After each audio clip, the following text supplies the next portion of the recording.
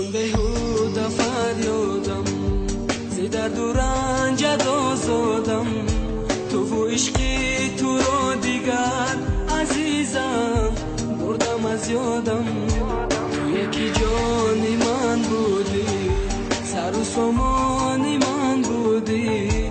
چرا چون خاکی روی رنگ به دستت دادی بربادم. بلاگردانی جان بودی، بلایی جان شدی آخی. چرا کردی پشیمانم از این دنیا، از این تقدیر. بلاگردانی جان بودی، بلایی جان شدی آخی. چرا کردی پشیمانم از این دنیا، از این تقدیر. نمیبخشم گناهت، نمیبخشم.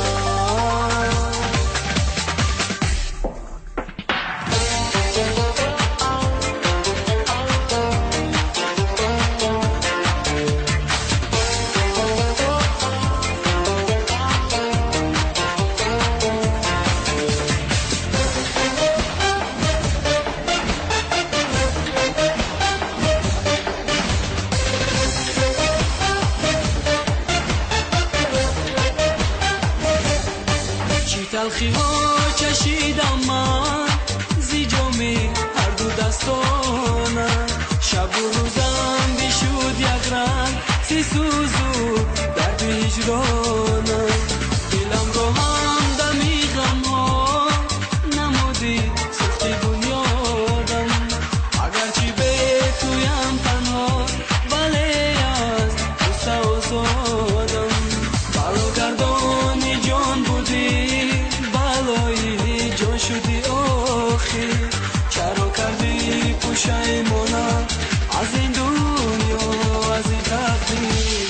نمیبخشم گناهت، نمیبخشم.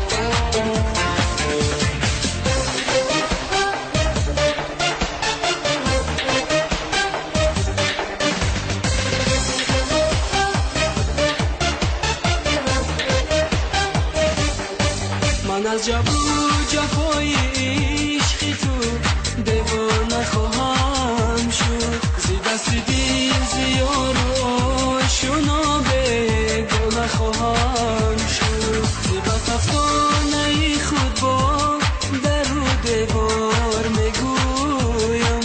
بر اسبای میانی مردمان افسانه خواهم شد. بلاگردانی جان بودی،